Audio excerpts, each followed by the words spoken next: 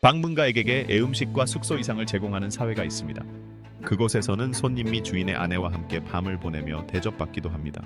오로라가 빛이 나는 북극의 빙하지대에서 우리는 에스키모의 삶을 마주합니다. 새 없이 영하 수십 도까지 떨어지는 혹독한 환경에서도 살아가는 이들은 북극의 진정한 지배자로 불립니다.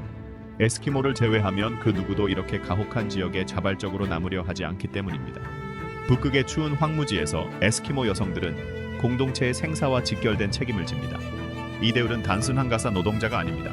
수천 년 동안 이어져 온 기술로 음식을 오래 보관하는 전문가들입니다. 여성들은 생선과 고기를 연기에 쬐거나 말리고 발효시키는 방법을 정확히 알고 있습니다. 작은 실수 하나가 혹독한 겨울 동안 기근으로 이어질 수 있기에 기술은 매우 정교합니다. 여성들의 영향력은 집안일에만 머물지 않습니다.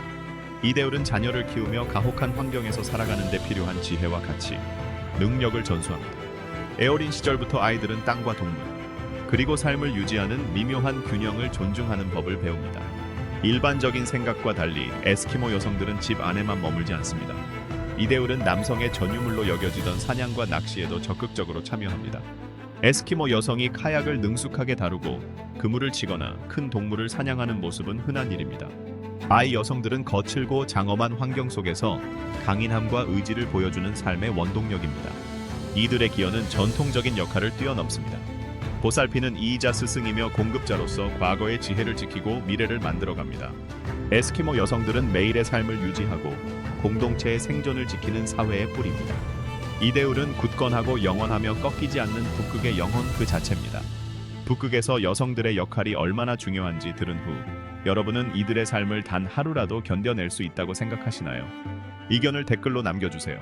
전통 에스키모 사회에는 아내를 공유하는 관습이 있었습니다. 오하이하기 전에 풍습이 실제로 무엇을 의미했고 왜 존재했는지 설명해 드리겠습니다. 고립도엔 북극에서 다른 가정을 방문했을 때 주인이 음식과 숙소뿐만 아니라 아내가 손님과 밤을 함께 보내도록 제안하는 일은 흔했습니다. 현대인의 시각으로는 이상하게 보일 수 있지만 이는 소유나 불경함과는 아무런 관련이 없었습니다. 오히려 그 반대였습니다. 에스키모가 살데온과 혹하고 고립도엔 환경에서 공동체의 협력은 단순한 침묵을 넘어 생존을 위한 필수 요소였습니다. 관습은 최고의 환대와 신뢰를 나타내는 표현이었습니다. 여성은 소유물이 아닌 주체성을 가진 개인으로 존중받았습니다. 모든 결정은 당사자들의 동의하에 상호간에 이루어졌습니다. 만약 여러분이 그날 밤 손님이라면 이 제안을 받아들이시겠습니까? 댓글에 여러분의 생각을 알려주세요. 이러한 관습은 서로 다른 가족과 부족 사이에 중요한 사회적 유대와 동맹을 유지하는 데 도움이 되었습니다. 협력이 겨울철 생사를 가르는 환경에서 이러한 사회적 연결은 매우 소중했습니다. 풍습은 지역마다 차이가 컸으며 특정 지역에서 더 자주 행해졌습니다. 에스키모 사회가 현대화되고 글로벌 기준의 영향을 받으면서 이 풍습은 거의 사라졌습니다. 하지만 이는 생존을 위해 특별한 사회적 관습이 필요했던 시절을 떠올리게 합니다. 입술이 닿는 일반적인 키스와 달리 에스키모식 키스는 코를 서로 문지르는 방식으로 표현됩니다. 현지 언어로 쿠닉이라 불리는 이 행위는 사람들이 생각하는 것과 다릅니다.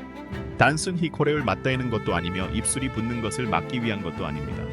실제 쿠닉은 상대방의 뺨과 이마, 인중제 코를 문지르며 숨을 들이쉬는 행위입니다. 이는 매우 친밀하고 의미 있는 애정 표현입니다.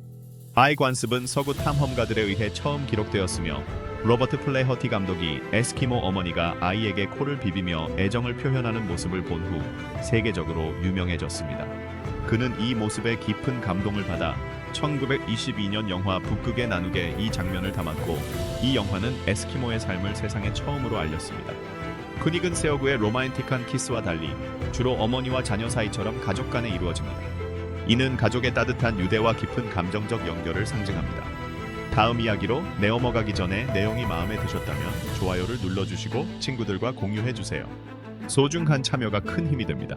우리가 사용해온 에스키모라는 이름은 사실 큰 논란의 중심에 있습니다. 이름은 이누이트와 유픽족을 가리키는 말로 세계적으로 쓰였지만 20세기 말부터 북미에서는 사용이 크게 줄었습니다. 캐나다와 미국, 그린란드의 많은 이누이트 사람들은 이 단어를 날고기를 먹는 사람이라는 뜻으로 이해합니다.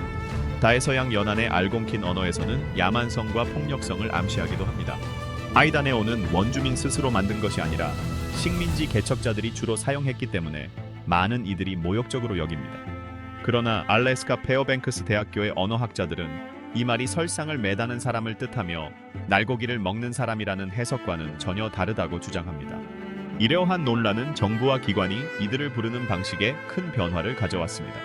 카에나단의 북부 지역에 사는 사람들을 공식적으로 이누이트라고 부릅니다. 미국 정부는 알래스카 원주민이라는 용어를 사용하여 알래스카의 다양한 집단을 포괄합니다. 2010년 이누이트 극지방 회의는 학자들에게 에스키모 대신 이누이트라는 단어를 사용해 줄 것을 요청하는 결의안을 통과시켰습니다. 그러나 유픽 공동체는 자신들이 이누이트와 동일시되는 것을 원하지 않아 이를 받아들이지 않았습니다.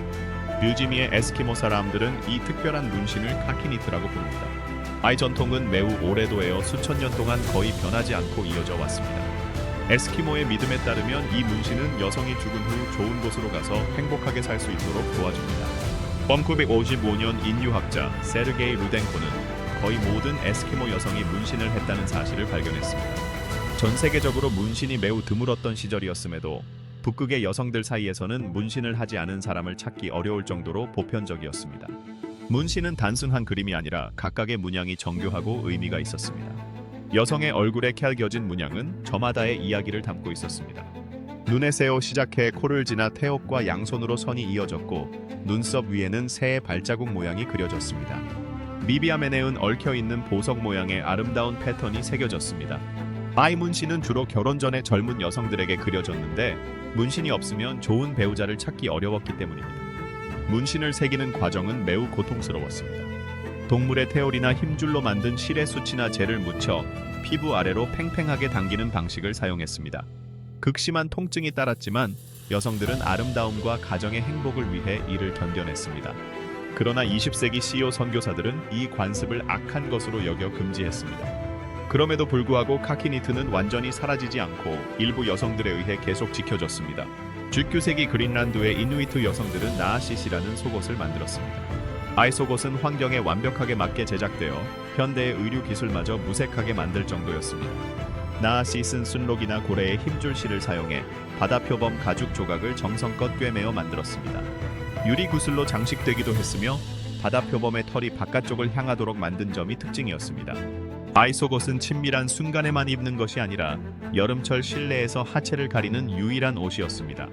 18세기와 19세기 다니아 세용교사들은 이누이트 사람들에게 유럽식 면 속옷을 입히려고 애썼습니다. 면 속옷이 되어 편하고 사용하기 쉽다고 설득했지만 실패로 끝났습니다. 당시 여성들은 유럽식 속옷이 바다 표범 가죽 속옷만큼 아름답거나 매력적이지 않다고 생각했기 때문입니다. 오늘날 이 특별한 나아시스는 덴마크 국립박물관에 전시되어 있으며 다른 에스키모 모피 의이들과 함께 만나볼 수 있습니다. 약 4,000년에서 5,000년 전으로 거슬러 올라가면 시베리아 지역에 살던 고대 북극 부족들을 만날 수 있습니다. 그러나 이 지역은 생명을 유지하기에 너무 척박했기 때문에 그들은 새로운 터전을 찾아 베링 해협을 건넜습니다. 이동 과정에서 일부는 따뜻한 남쪽으로 내려갔고 일부는 북미 알래스카에 정착했습니다. 이후 그들 중 상당수는 여정을 계속하여 그린란드에 도달했습니다. 이대울이 정착지로 선택한 지역은 지구상에서 가장 추운 곳들이었습니다. 이처럼 극단적인 날씨에서 살아남기 위해 그들은 쉬 또는 이글루로 알려진 눈집을 지었습니다. 이운 신천은 단단하게 굳힌 얼음과 눈 벽돌로 만들어졌습니다. 계엄물의 절반은 지상에 세워지고 나머지 절반은 지하로 파고들어 전체적으로 높이가 낮았습니다. 이글루는 돔 형태였으며 상단에는 황희 구멍이 있고 입구는 좁게 만들어 차가운 바람을 막고 내부를 따뜻하게 유지했습니다. 이 얼음집 안에서 사람들은 동물 기름을 태우는 등불을 켜서 온기를 만들었습니다. 사람의 천까지 더해지면서 내부 온도는 섭씨 10도에서 15도 안팎까지 올랐는데 이는 얼음이 녹는 전보다 훨씬 높은 온도였습니다. 벽의 두께는 놀랍게도 약 외서 10cm 정도로 얇았습니다. 여기서 많은 사람들이 얼음집이 왜 녹지 않는지 궁금해합니다. 사실 약간의 해빙은 발생했지만 구조물이 무너질 정도는 아니었습니다. 표면이 살짝 녹더라도 밖의 혹독한 냉기와 영하 20도에서 40도에 달하는 주변 얼음벽의 한기 덕분에 즉시 다시 얼어붙었습니다. 게다가 불에서 나오는 뜨거운 공기는 위로 올라가 황희 구멍을 통해 빠져나가면서 불필요한 열을 배출했습니다. 이 또한 벽이 녹는 것을 방지하기 위해 등불을 집의 정중앙에 배치했습니다. 만약 등불이 벽에 너무 가까우면 얼음이 다시 얼기 전에 물이 되어 흘러내릴 수 있었기 때문입니다. 보통 버려진 이글루는 계절이 바뀔 때까지 형태를 유지하다가 서서히 녹아 사라졌습니다. 가혹한 날씨뿐만 아니라 식량을 구하는 일 역시 이 지역에서는 커다란 난관이었습니다. 현대인에게 채소를 매일 먹는 것은 간단한 일이지만 북극 환경에서 채소는 매우 귀한 음식이었습니다. 극심한 추위로 인해 작물이나 채소를 재배하는 것이 사실상 불가능했기 때문입니다. 이로 인하여 사람들은 자연에서 자라는 변기줄기나 야생 열매를 채집하는 데 의존했습니다. 이렇게 얻은 귀한 식물성 식량은 정성껏 보관하여 오랜 기간에 걸쳐 나누어 먹었습니다.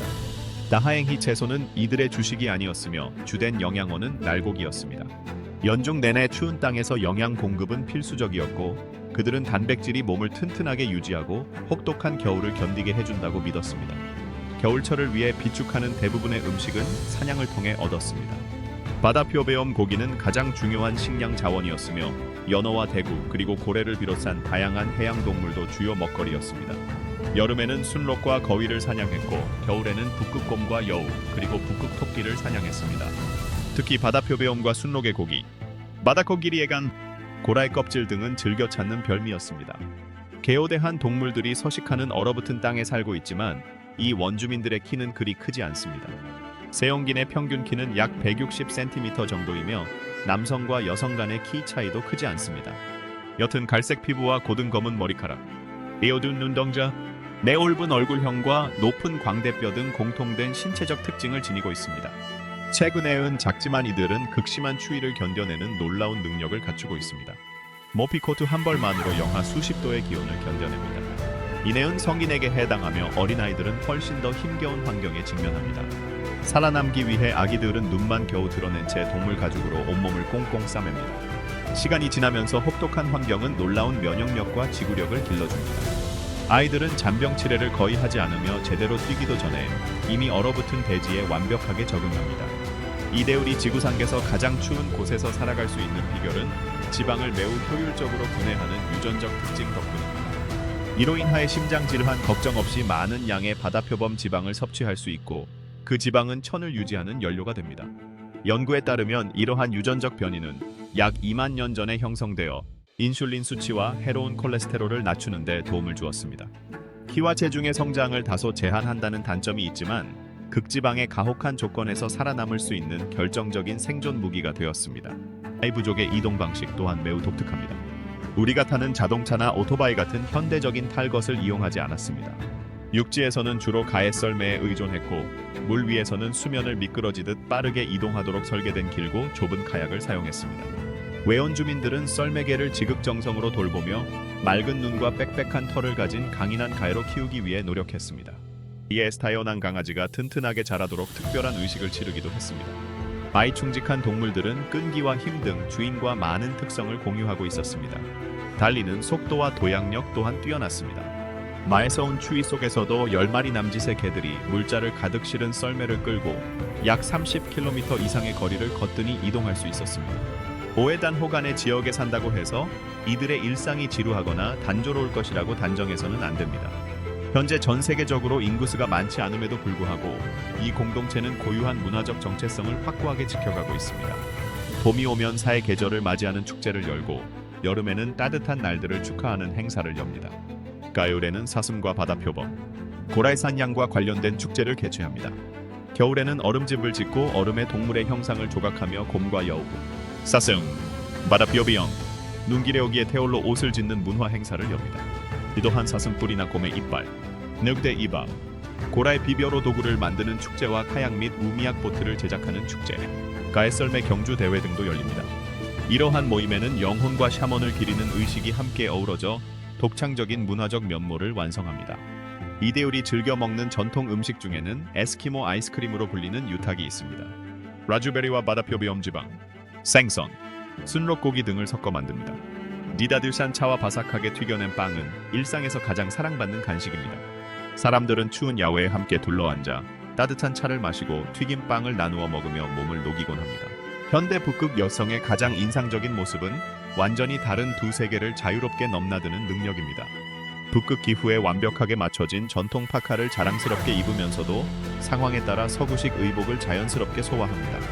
문화의 풍부한 유산을 계승하는 동시에 현대 현실에 맞게 사회적 규범을 재구성하는 변화의 주역이기도 합니다.